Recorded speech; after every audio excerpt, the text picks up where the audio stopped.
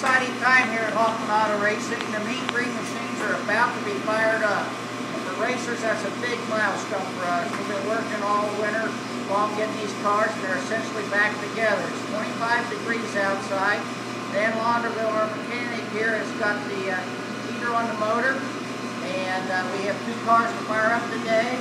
And this Mean Green machine, don't forget Mean Green, this Mean Green machine will be tackling away here in a little bit, and we'll show that. This is what we're going to use to fire our cars up. You know, sprint cars are made to be pushed off. They don't have starters on them. This is a starter that we had back in our Indy car days. It's called a Gerhardt starter. This is what they used to start Indy cars years ago, and they still use them in the Silvertown division. We have taken the plate off of the back of the rear end, and this is the gear reduction that goes into the back of the rear end. As you can see, the shaft is placed right there.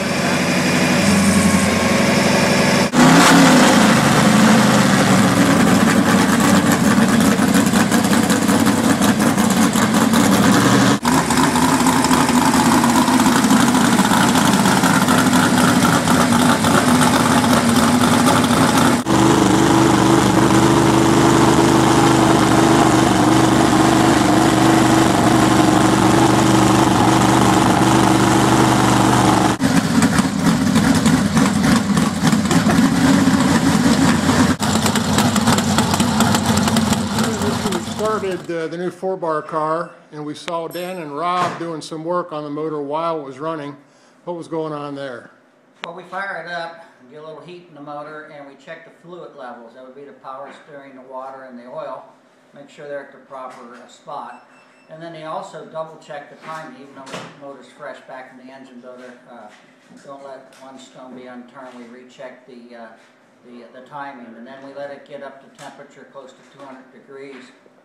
Because the pores of the motor kind of open up at that point in time, it's better able to detect oil leaks and as such. And it was leak free, so that motor is ready to go. And we have the second one's been fired up, and it's ready to go. So we're really happy. On the Chalk car, which was the second car we fired up, saw on the right side kick panels. We had trouble last year with the kick panels getting smashed in. They look like they're made out of a different kind of material. Can you explain to us what that is? We were using really lightweight aluminum, and every time we get on a heavy dirt track, they kind of cave in at the bottom. So we switched to carbon fiber, homemade. Dan Launderville did an excellent job. I hope you get a picture of it, share with the folks out there. But it's been reinforced in the center with Kevlar, and it also has some honeycomb in it. So we're hoping that maybe they'll flex, but they won't distort, and they won't break. We'll find out. If they don't work, we'll go back to aluminum.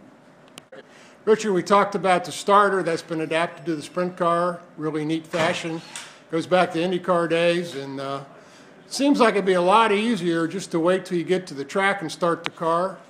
Why is it important to start it here at the shop? Well, there's a couple of reasons. Number one reason, you go to the racetrack ready to race, not ready to kind of fight some gremlin that's there. And the other thing about it is, over the years, I've found that I don't sleep well at night waiting to get to the racetrack to fire it up. I want to know my car's going to run when the push truck gets behind it at the racetrack.